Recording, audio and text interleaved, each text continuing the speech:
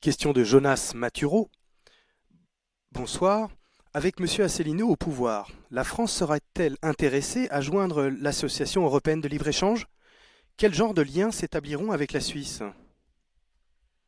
Alors, décidément, j'ai des questions très pointues ce soir, mais c'est bien, ça fait. En fait, je suis très heureux de toutes ces questions voilà, qui prolifèrent, qui ne sont pas préparées. Hein. Je travaille sans filet, donc je ne crois pas qu'il y ait beaucoup, d'ailleurs, au passage, de responsables politiques qui se livrent à ce jeu, hein, parce que c'est toujours très filtré, et puis c'est toujours enregistré en différé ou je sais pas quoi. Bon. Alors, pour ceux qui ne le sauraient pas, l'AELE, l'Association européenne de libre-échange, c'est un petit peu la voiture balai des pays qui n'étaient pas dans le marché commun. Donc, dans l'AELE, il y avait de mémoire le Royaume-Uni avant qu'il n'entre dans la CE, l'Islande, la Norvège, la Suisse, bon, j'en oublie peut-être un ou deux. Donc, c'était un peu des pays périphériques. Donc, non, si on sort de l'Union européenne, on n'entrera pas dans la ELE, non. En revanche, on négociera des accords, pas forcément de libre-échange, mais du moins, ça dépend de ce qu'on appelle aussi un accord de libre-échange. Hein, j'en permets au passage d'en profiter. J'en profite pour préciser.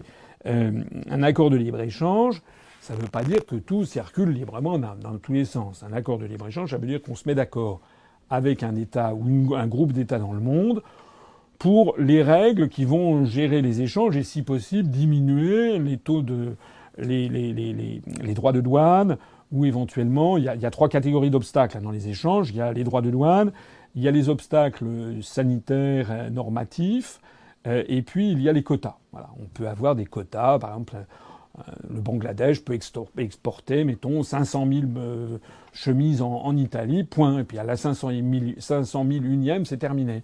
Il n'a pas le droit. Bon. Donc ça, ce sont des accords dits de libre-échange. Libre-échange parce que progressivement, les pays ont tendance à diminuer les droits de douane et à augmenter les quotas jusqu'à ce qu'il n'y ait même plus de quotas. Voilà, c'est ça ce qu'on appelle les accords de libre-échange. Nous, lorsque nous serons sortis de l'Union européenne, ben, on négociera des accords avec les pays alentours. L'internaute se cite la Suisse. Nous avons des accords avec la Suisse. Voilà. D'ailleurs, je pense qu'il n'y aura pas grand-chose à changer, puisque l'Union européenne a des accords avec la Suisse. Un accord, justement, sur le commerce avec la Suisse, ben on négociera un accord avec la Suisse. Peut-être même n'aura-t-on même pas besoin de le négocier, puisqu'on pourra peut-être même conserver celui qui existe déjà. Il faudra le voir. On fera la même chose avec les autres pays alentours. Il faut absolument que vous rejetiez cette idée dingue de la propagande qui vous dit si on sort de l'Union européenne, c'est le rideau de fer, c'est la Corée du Nord. Non, c'est pas vrai. Regardez ce qui se passe, j'en parlais tout à l'heure au Royaume-Uni. Ils ont voté pour le Brexit.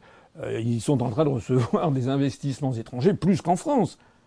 Il y a beaucoup d'investisseurs étrangers qui investissent au Royaume-Uni, ne serait-ce que parce que, par exemple, la livre sterling étant plus faible, eh bien, c'est meilleur marché pour eux d'investir au Royaume-Uni, et puis ils savent que les productions seront moins chères. Donc c'est un attrait pour les investisseurs. Voilà.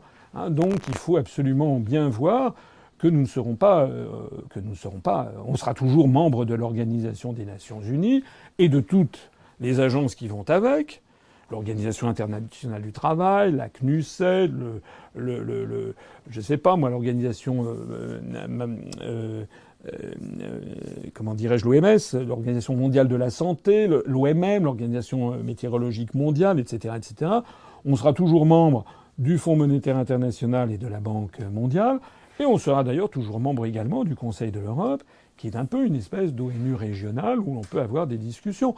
Donc il faut vraiment dédramatiser cette question.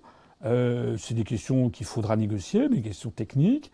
Mais regardez la Suisse, regardez la Norvège, c'est pas des pays qui se portent mal. Au contraire, ils se portent mieux que tout le monde. Voilà.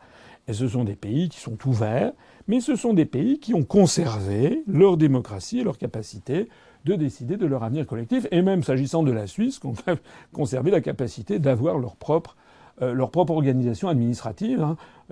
Allez dire en Suisse qu'il faut qu'ils fusionnent leurs cantons, qui sont en moyenne, ils font 1500 km². Allez leur dire qu'il faut fusionner leurs cantons. Vous allez voir comment les Suisses vous diront. Il n'en est pas question. Les premiers cantons datent de 1291. Canton de Schwyz, de Nidwald et d'Obwald. Pas question pour les Suisses de fusionner les cantons. C'est une lobotomie qu'on impose aux Français. Il paraît-il qu'il faudrait qu'on supprime nos départements qui sont si chers au cœur des Français ils datent de janvier 1790. Ils font partie de notre histoire. Ils concrétisent et ils symbolisent l'égalité des Français. Ben, nous avons le droit de garder nos départements, de même que les Suisses ont le droit de garder leur canton. Voilà. Donc, avant de passer aux extrêmes, d'envisager des scénarios noirs, il faut tout simplement se dire, attendez, sachons raison garder. La Suisse n'est pas dans l'Union européenne, c'est notre voisin immédiat. Quand j'étais à Belfort, c'était à quelques kilomètres.